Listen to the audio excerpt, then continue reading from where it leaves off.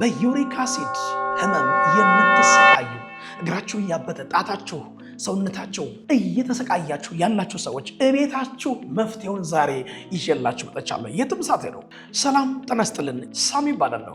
የእጽዋት ሕክምና ባለሙያ ነኝ።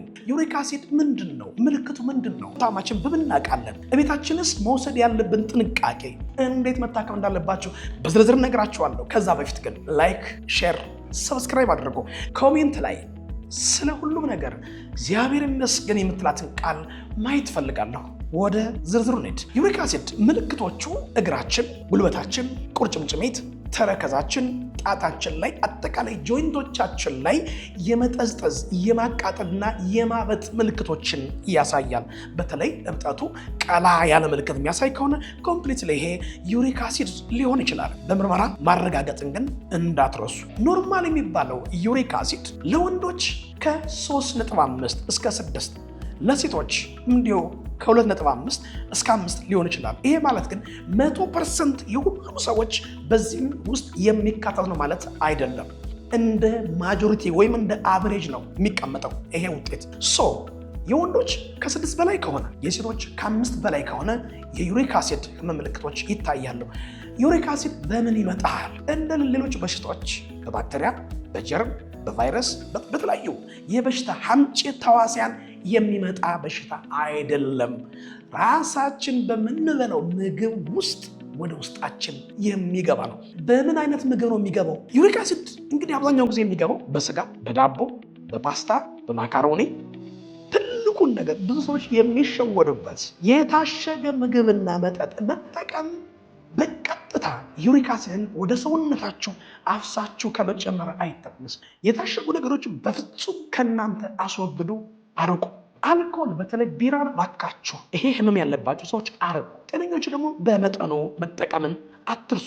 እነዚህን ምግቦች አብዝተን የምንመገብ በተለይ ዶሮ ወጥ፣ ስጋ ላይ ተጣብቃችሁ ያላችሁ ሰዎች ራሳቸው ላይ ቦምብ እየጣላቸው እንደሆነ ወቁ። አንዳንድ ሰው አለ ከስጋ የተፈጠረ የሚመስል ቁርሱን ጥብስ፣ ምሳውን ቀይ ወጥ፣ እራቱን ቅቅል። ይህ ራስ ግን ከመውበት አይተናነስም። በእነዚህ ነው አብሮ የሚገባው። ዩሪክ አሲድ ማለት እንግዲህ ቅባታማ ነገር ነው። ላይክ እንደ ቫዝሊን አይነት ነገር ነው። ልክ ጨጓራችን ምግቡን ፈጭተው ወደ ደም ስር ሲልክ አብሮ ይገባል። ልክ እንደ ደም እስከ መጨረሻው አብሮ ሰርኩሌት ማድረግ አይችልም። የሆነ ቦታ ከሄደ በኋላ እዛው ይጣበቃል። በተለይ እነዚህ ማጠፊያዎችን ላይ ቁርጭምጭሚት፣ ጉልበት፣ የደም ስር ላይ የደም ቱቧችን ላይ እዛው ይጋገራል። ነገም ሲጨመርበት ከነገ ወዲያም ሲጨመርበት ደም ስራችን እየጠበበ ይመጣና ለደም ዝውውር ከፍተኛ እንቅፋት ይሆናል። ያ ቦታ ላይ ማበጥ ይጀምራል። በምንድን ነው የምንከላከለው? አንደኛ አብሽ፣ ሁለተኛ ዝንጅብል፣ ሶስተኛ ሎሚ፣ አራተኛ ውሃ፣ አምስተኛ ጤና አዳም። 4 የጤና አዳም ዘለላ ቅጠሎች፣ እችን የምታክል ዝንጅብል 2 ወይ 3 ጭፍልቅ መታ እናደርጋትና በጣም አይፈጭም። መታ እናደርጋትና ከጤና አዳሙ ጋር አንድ ላይ እናዘጋጃለን። 1 ሊትር ውሃ እንጥዳለን በሻይ ማፍያ። ልክ መፍላት ሲጀምር የተዘጋጀውን ዝንጅብልና ጤና አዳም ተጨምሩና 5 ደቂቃ ሲሞላ ታወጡታላችሁ። አውጥታችሁ ቀዝቀዝ ይበል። ከዛስ ታጠሉትና ጥላዩ ላይ ግማሽ ሎሚ ጭማቂ ጨምሩበት። ሎሚውን በደንብ ሹት። መጀመሪያ በደንብ ይላላል። ከዛ እስከ 2 ከፍሉና ግማሹን ጭምቅ አድርጋችሁ ውሃን ጨምሩበት። በ1 ሊትር ነው ያልኳችሁ። ከዛስ አንዴ አይጠጣም። ይሄ የሚደረገው ከምግብ በፊት ነው። ቢያንስ በ1 ሰዓት ውስጥ ጠጣችሁ መጨረስ አለባችሁ። ቢያንስ 1 ሰዓት፣ ትንሽ ነው ሰዓት የሚደረገው። ውንጭት እያደረጋችሁ 1 ሰዓት ጠጣችሁ ጨርሱት። ምን ቀረ? ዝንጅብል፣ ውሃና ጤና አዳምን ተጠቀሙ። ምን ቀረ? ሎሚ፣ አብሽ 2 የሾርባ ማንኪያ አብሽ፣ ጥሬ አብሽ። አብሹ አይቆላም፣ አይፈጭም። ጥሬ አብሽ 2 የሾርባ ማንኪያ አብሽ በ1 የውሃ ብርጭቆ ይነከራል። አብሹን መጀመሪያ ይጽዳ። በ1 ብርጭቆ ውሃ ንከሩት። 1 ሰዓት ይቆይ። ትንሽ ሎሚ ያርጉበት። አብሮ 1 ሰዓት ይቆያል። ከ1 ሰዓት በኋላ አሁንም ከምግብ በፊት ነው ይሄ የሚደረገው። ምን ጊዜ ወይ ጠዋት በባዶ ሆዳችሁ፣ አለዛ ደግሞ እራት ላይም ከሆነ እንደዚሁ ከምግብ በፊት 1 ሰዓት ቀድማችሁ ልክ ተነክሮ 1 ሰዓት እንደቆየ አብሹን እያኘካችሁ መዋጥ፣ ውሃውን መጠጣት። አሁን ወደ ቀጣዩ እንሂድ። ያበጠ አለባችሁ? ስሜት ካለው በጣም የሰማችሁ ቦታ ካለ ወይም እብጠት ካለው ደግሞ አሁን ምነግራችሁ እችን ታደርጋላችሁ። 2 የሻይ ማንኪያ የዝንጅብል ዱቄት፣ በ2 የሾርባ ማንኪያ ማር ለውሱት። የሚቀባ ቦታ ይወስኑ። በነገራችን ላይ የሚቀባ ቦታ ወይም ደግሞ ያመማችሁ ወይም እብጠት ያለበት ቦታ ትንሽ ከሆነ 1 የሾርባ ማንኪያ ማር በቂ ነው። የሚቀባ ቦታ ግን በዛ ያለ ከሆነ 2 የሾርባ ማንኪያ ታደርጋላችሁ። ዱቄቱን በማር በአንድ ላይ ትለውሱትና ስሜት ያለበትን ቦታ ትቀቡታላችሁ።